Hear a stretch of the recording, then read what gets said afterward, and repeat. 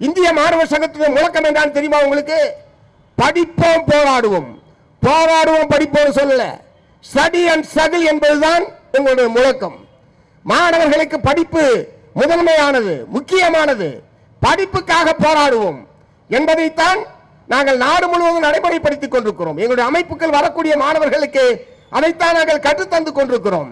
அத்தகைய மாணவர் அமைப்பை சார்ந்தவர்களை பார்த்து அவர்களுக்கு ஒழுக்கத்தை கற்றுத்தர வேண்டும், போராட்டத்தில் ஈடுபடுபவர்களை கண்காணிக்க வேண்டும் என்று சொல்லி ஒரு தலைமைச் செயலாளர் தலைமையிலான குழு சுற்றறிக்கை அனுப்புகிறது என்று சொன்னால் இது எப்படி அவ்வளவு சுலபமாகவும் யதார்த்தபூர்வமானது தெரியாமல் நடந்துவிட்டது என்று எப்படி நாங்கள் எடுத்துக்கொள்ள முடியும்?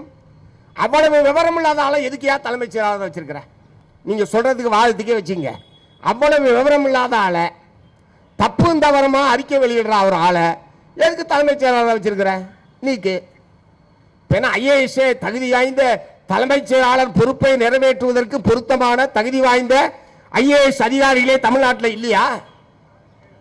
இவர் எங்கேருந்து வந்தார்களோ அதே மாதிரி இல்லைன்னா ஒரு வேலை இல்லைன்னு நீங்க முடிவு பண்ணீங்கன்னா, எங்களுக்கு தெரிஞ்ச நிறைய திறமை வாய்ந்த பொருத்தமான நிறைய ஐஏஎஸ் அதிகாரிகள் தமிழகத்திலே இருக்கிறார்கள். கூடுதல் தலைமைச் செயலாளர் என்ற பொறுப்பிலேயே ஒரு 10-20 பேர் இருக்காங்க. ஏன்னா அவங்கெல்லாம் ஒரு தலைமைச் செயலாளர் ஒருத்தர் தானே இருக்க முடியும். அதனால கூடுதல் தலைமைச் செயலாளர்னு 10-20 பேர் இருக்காங்க தமிழ்நாட்டில். ஒருவேளை இங்க இருக்கிற யாருமே லாய்க்கு இல்லை அப்படின்னு நீங்க முடிவு பண்ணா வெளியில இருந்து கூட கொண்டு வாங்க. நான் என்ன கேட்க விரும்புறேன், இவருக்கு எதுக்கு பதவி நீட்டிப்பு? இரண்டாவது, இவர் இங்கிருந்து ப்ரமோஷன் அல்லது பதவி நியமனம் செய்யப்பட்டவர் அல்ல. திரு சாய்குமார் ஐஏஎஸ் அவர்கள் இங்கு நியமனம் செய்யப்பட்டவர் அல்ல, தேர்தல் ஆணையத்தால் நியமனம் செய்யப்பட்டவர். நியமனம் செய்யப்பட்டவரை மேலும் நீங்கள் பதவி நீட்டிப்பு வழங்குகிறீர்கள். எதற்காக பதவி நீட்டிப்பு வழங்கணும்?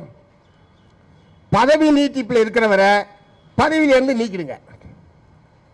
நிரந்தரமான ஒரு தலைமைச் செயலாளரை பதவியில் நீங்க போட்டுங்க. கம்யூனிஸ்ட போடணும்னு நாங்கள் சொல்லல, உங்களுக்கு வேண்டிய ஆளையே நீங்க போட்டுங்க.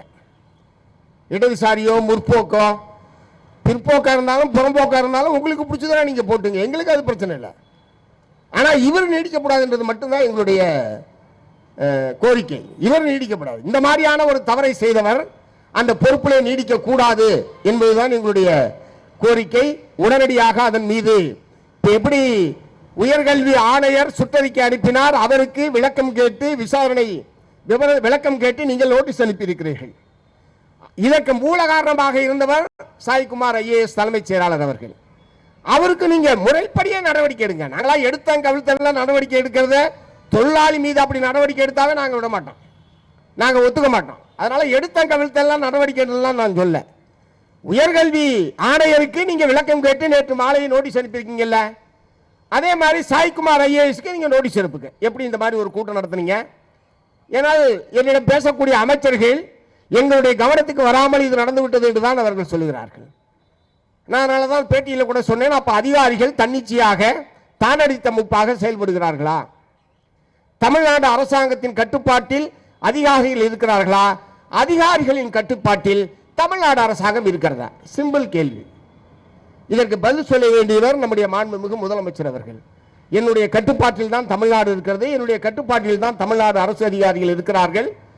ஆகவே நாங்கள் இது போன்ற தவறு என்பது இது நடந்துவிட்டது, இனிமேல் நடக்காமல் பார்த்துக் கொள்கிறோம் என்று தன்னிலை விளக்கம் கொடுக்க வேண்டியவர் தமிழ்நாடு முதலமைச்சரை தவிர வேற யாரும் கிடையாது. ஆகவே இந்த பிரச்சனையில் காரணமானவர்கள் மீது நடவடிக்கை எடுங்க, அவ்வளவுதான் எங்களுடைய கோரிக்கை. அதுக்காக தான் இந்த ஆர்ப்பாட்டம். ஆனால் உங்களுடைய சுற்றறிக்கையோ உங்களுடைய சட்டங்களோ விதிமுறைகளோ அவையெல்லாம் எங்களை அதன் காரணமாக நாங்கள் அதுக்கு நாங்கள் உட்படுத்திக் கொள்வோம் என்றெல்லாம் நீங்கள் கருத வேண்டிய அவசியம் இல்லை. எங்களுடைய பணி என்ன, எங்களுடைய செயல்பாடு எப்படி இருக்க வேண்டும் என்பதை நாங்கள் தான் தீர்மானிப்போம். கம்யூனிஸ்டுகள் நாங்கள் தான் தீர்மானிப்போம், நீங்கள் எங்களுக்கு உத்தரவிட முடியாது.